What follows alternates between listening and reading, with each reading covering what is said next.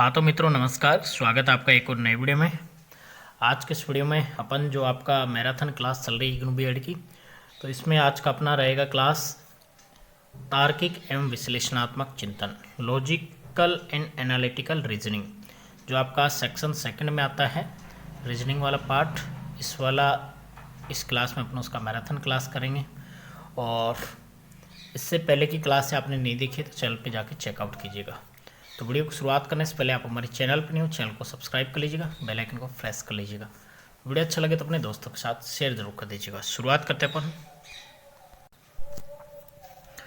तो इसमें निर्देश दे रखा आपको, प्रश्न संख्या 1 से 4 नीचे दिए गए प्रत्येक प्रश्न के में एक श्रृंखला दी गई है, उस श्रृंखला में प्रश्नवाचक चिन्ह के स्थान पर क्या आएगा। आपको एक श्रृंखला दे रखी है, जैसे यहाँ पे 5 है, 10 है, 17 है और प्रश्नवाचक है, फिर 37 है।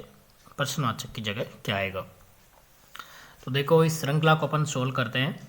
5 और इसमें अंतर है 5 का, और इसमें अंतर है आपका 7 का, और यहाँ पे कौन सी संख्या आएगी।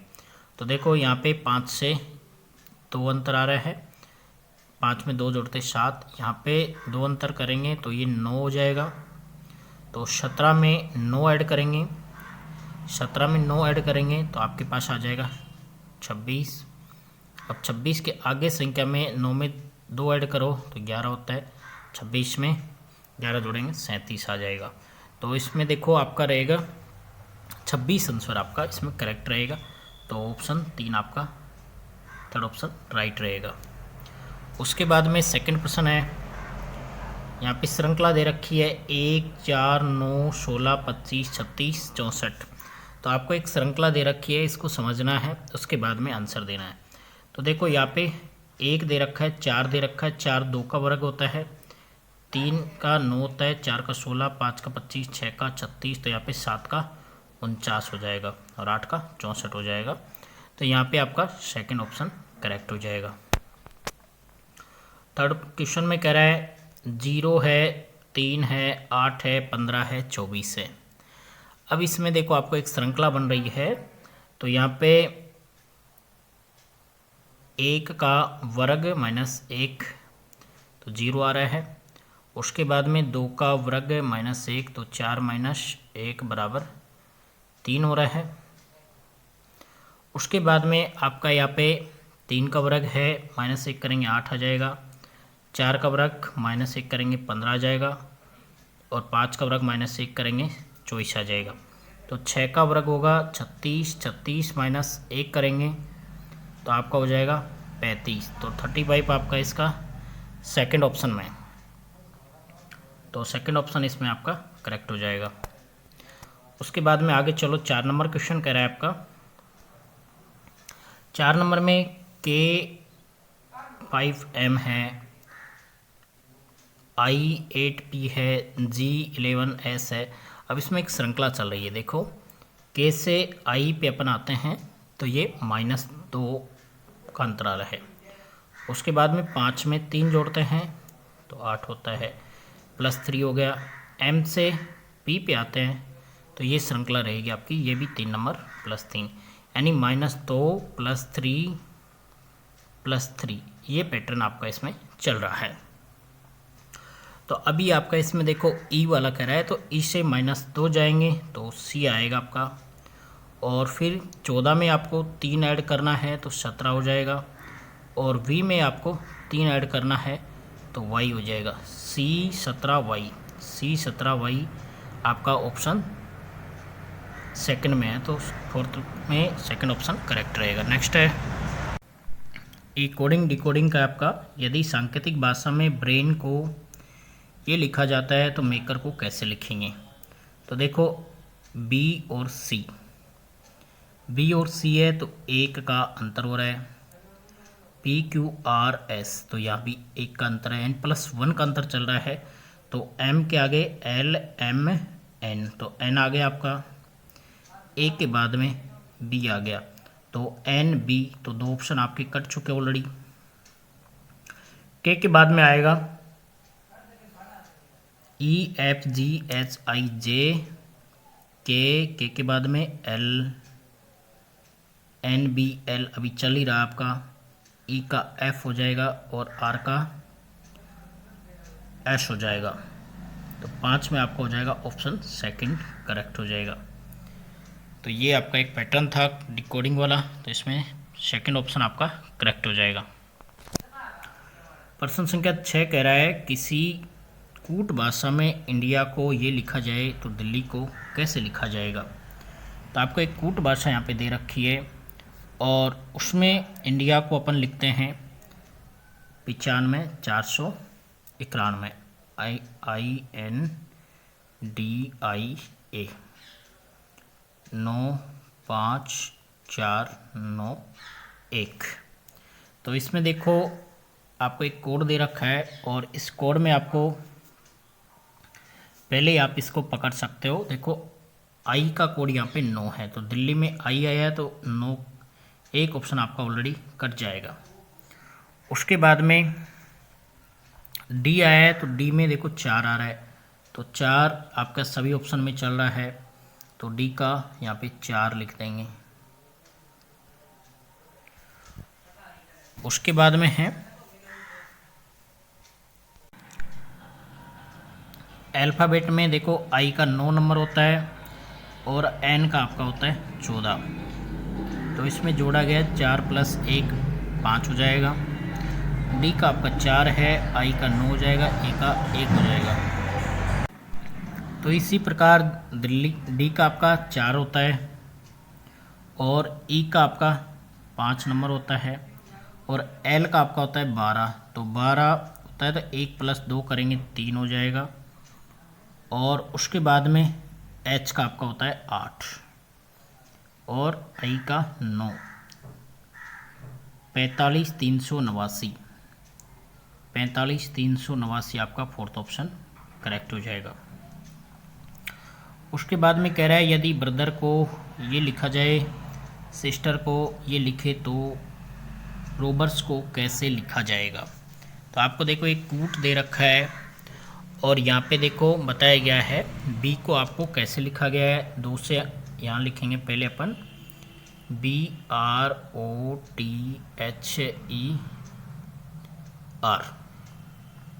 2 4 5 6 7 8 और 4, ऐसे सिस्टर वाला देख लीजिएगा आप।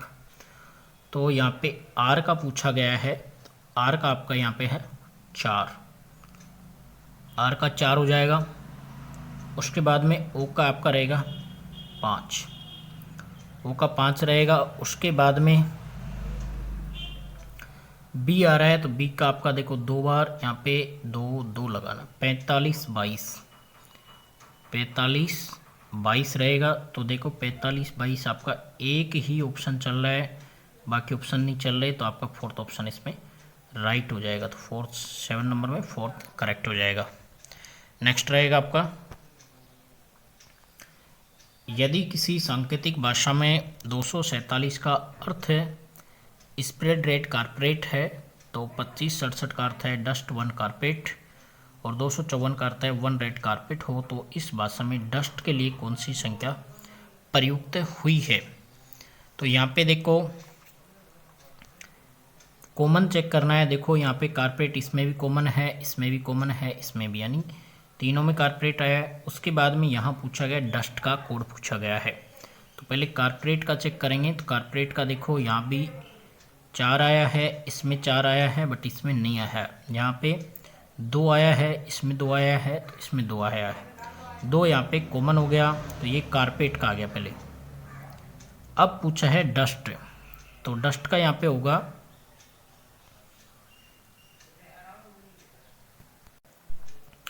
डस्ट से पहले देखो यहाँ भी 1 आया है और यहाँ भी 1 आया है, इस दोनों में कॉमन आया है 5, इसमें भी 5 कॉमन है, इसमें भी 5 कॉमन है। अब इसमें देखो आपका बचा है 4, इसमें कौन सा बच गया आपका 4 बच गया, तो आपका डस्ट के लिए कौन सा प्रयुक्त होगा 4, तो इसमें आपका ऑप्शन रहेगा। इसमें देखो 4 यहाँ पे डस्ट है, यहाँ पे डस्ट नहीं है, तो इसमें 4 था आपका ना, तो यहाँ पे 4 नहीं रहेगा। देखो यहाँ है डस्ट इसका, तो ये वाला ऑप्शन में है, तो देखो 2 हो गया, इधर से 5 हो गया। अब आपका 7 में यहाँ पे 7 इसका कॉमन है, इसका कॉमन है। अब आपका यहाँ पे 2 भी कट गया, 5 भी कट गया, 7 भी कट गया। अब आपका यहाँ पे बच रहा है 6 बच रहा है। तो देखो ऑप्शन 1 में 5 है, 2 में 3 है और 3 में 2 है। चौथा ऑप्शन देखते हैं अपन।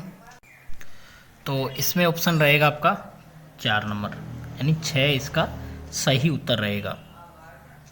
उसके बाद में 9वां कह रहा है यदि उपयुक्त अंग्रेजी वर्णमाला के प्रथम अर्धांश को विपरीत क्रम में लिखा जाए तो आपके दाईं ओर से 10वें अक्षर के बाईं ओर का 7वां अक्षर कौन सा होगा। पहले कह रहा है ये कि वर्णमाला है उसका प्रथम अर्धांश, तो प्रथम अर्धांश आपका होगा ए से लेके एम तक, ए से लेके एम तक आपका उल्टा हो जाएगा। अब एम के बाद में यहाँ एन और एन से इधर आपका जेड तक हो जाएगा। अब इसमें ये कह रहा है इधर से आपका कौन सा अक्षर, यहाँ पे है 17वां अक्षर पूछ रहा है, ये 7वां नहीं 17वां अक्षर होगा। तो इधर 10 और इधर पूछा है 7वां, तो 10 और 7 आपके हो जाएंगे 17। अब आपको इधर से काउंटिंग करनी है। जैसे इधर से आप काउंटिंग करेंगे तो यहाँ पे देखो आपका जेड से शुरू होगा और यहाँ पे आपका हो जाएगा 13 और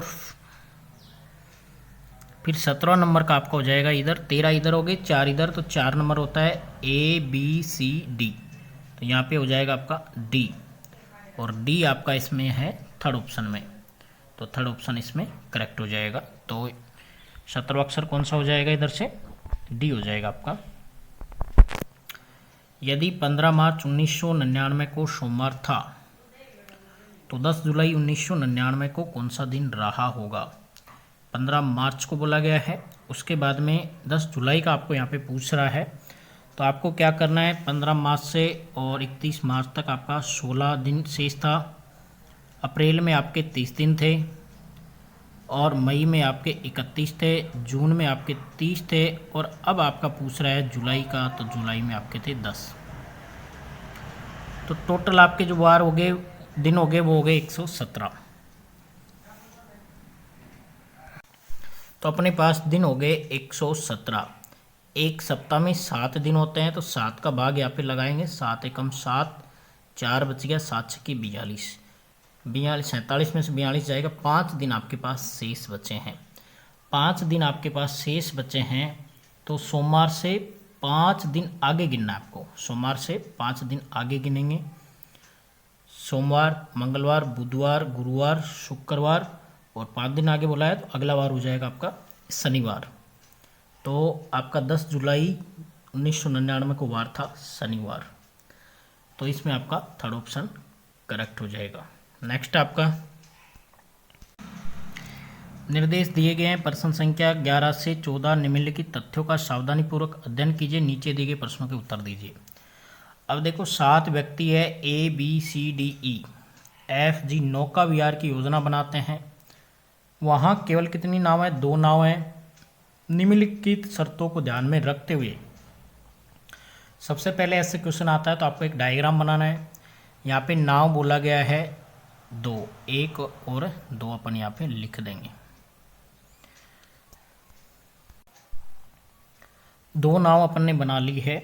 अब इसमें पहला कह रहा है ए उसी नाव में जाएगा जिसमें ई को जाना है, तो आप मान के चलो यहाँ पे ए को इधर बिठा दिया और ई को साथ में बिठा दिया, ठीक है।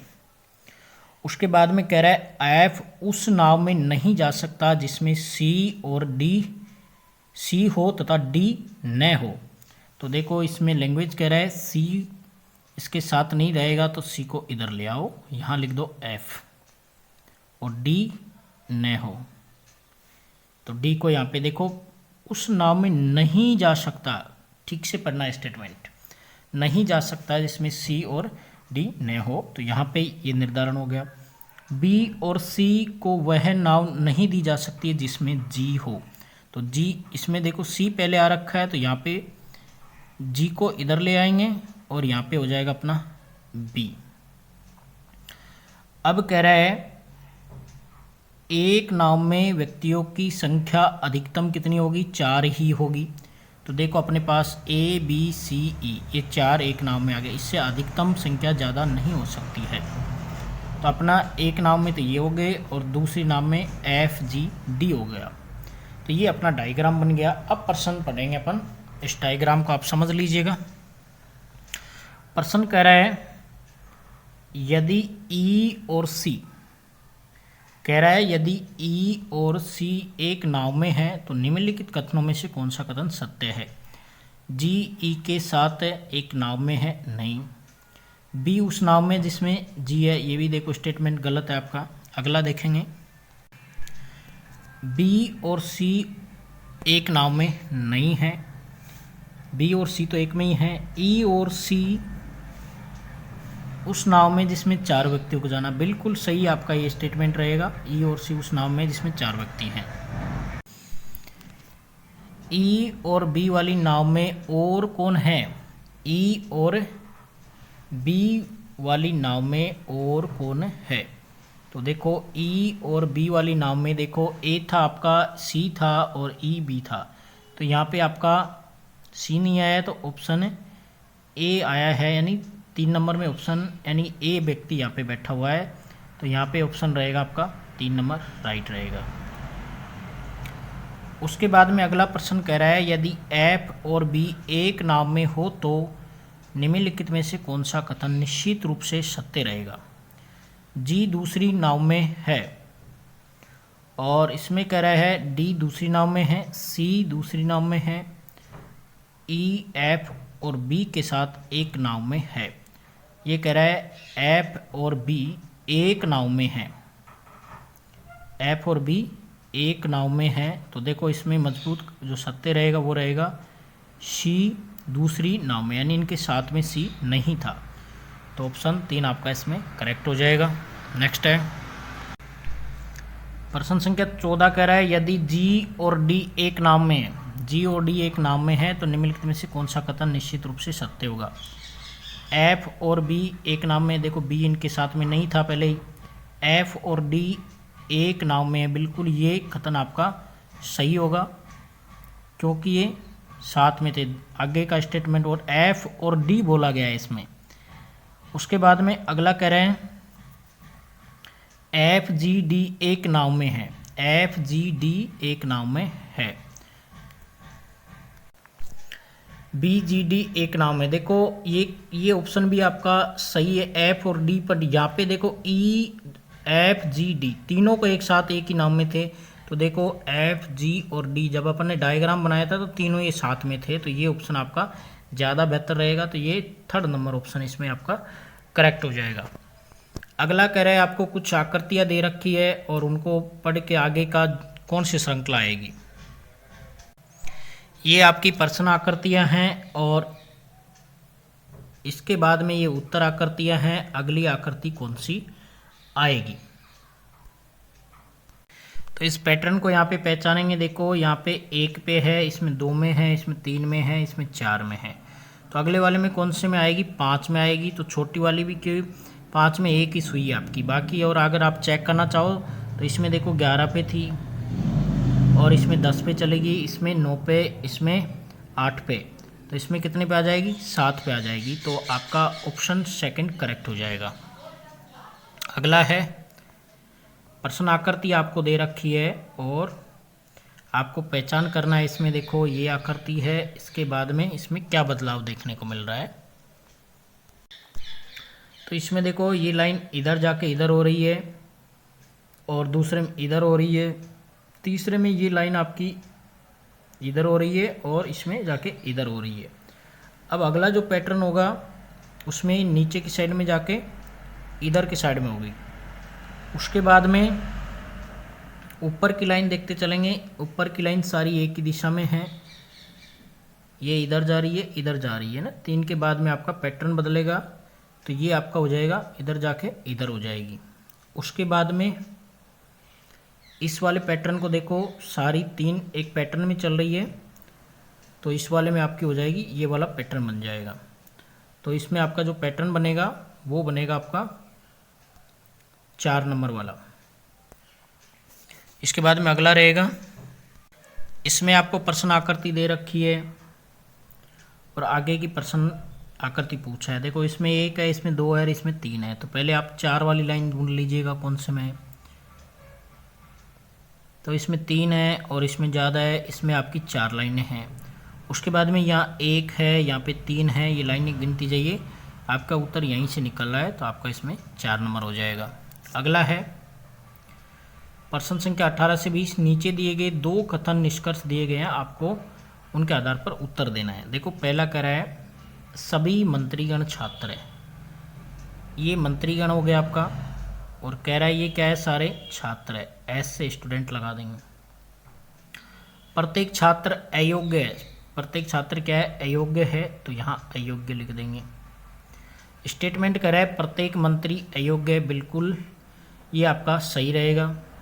कुछ अयोग्य छात्र है, बिल्कुल ये भी आपका सही रहेगा। तो इसमें रहेगा आपका दोनों ऑप्शन इसमें आपके सही रहेंगे, तो दोनों 1 और 2 वेद हैं। अगला कह रहा है सभी जंगल बाग है। तो पहले देखो जंगल है, ये वाला आपका F लगा देता हूँ मैं इसको, और ये क्या है, सारे बाग हैं, तो T लिख देंगे। कुछ बाग घोड़े, कुछ कहा गया है, तो यहाँ से कुछ करके यहाँ पे हॉर्स से लगा देंगे। अब स्टेटमेंट देखो, कुछ घोड़े क्या कह रहा है, कुछ घोड़े जंगल है, कुछ घोड़े क्या है, जंगल है। उसके बाद में कोई घोड़ा जंगल नहीं है, कोई घोड़ा जंगल नहीं है। तो अब इसमें देखो कुछ कहा गया है, इसमें कोई घोड़ा कहा गया है, तो इसमें देखो यहाँ पे कुछ घोड़े जंगल है, तो ये आपका या तो 1 होगा या 2 होगा इसमें, तो ऑप्शन 4 इसमें आपका करेक्ट हो जाएगा। अगला है आपका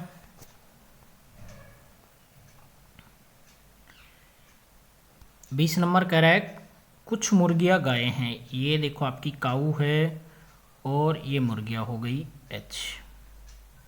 सभी गायें घोड़े हैं, और ये सभी गायें क्या हैं, घोड़े हैं, इसको घोड़े लिख देंगे, H से आप कंफ्यूजन होंगे, ठीक है। अब यहाँ पे कहा गया है आपको कुछ मुर्गियाँ गायें, देखो कुछ मुर्गियाँ गायें हैं, ये स्टेटमेंट आपका सही है। कुछ मुर्गियाँ घोड़े हैं, तो ये भी आपका स्टेटमेंट सही होगा। तो इसमें जैसे आपका कथन निकल के आएगा 1 और 2 दोनों वेद हैं, तो ऑप्शन 3 आपका इसमें करेक्ट हो जाएगा। तो ये 20वें में 3 नंबर हो जाएगा। तो ये आपके इग्नू बीएड जो आपका लॉजिकल एंड एनालिटिकल रीजनिंग के टॉप 20 क्वेश्चन इस वीडियो में अपन ने सोल्व किए हैं। तो आई होप यू आपका वीडियो काफ़ी हेल्पफुल होगा, तो वीडियो को लाइक कर दीजिएगा। चैनल पे नहीं हो चैनल को सब्सक्राइब कर लीजिएगा। बाकी इग्नू बीएड प्रिपरेशन के लिए हमारे चैनल पे प्लेलिस्ट बनी हुई है, जाके आप चेक कर सकते हैं, सभी सब्जेक्ट के आपको वहाँ पे वीडियो देखने को मिलेंगे। तो वीडियो को लास्ट तक देखने के लिए धन्यवाद। मिलते हैं कोई नए के साथ, तब तक के लिए जय हिंद, वंदे मातरम।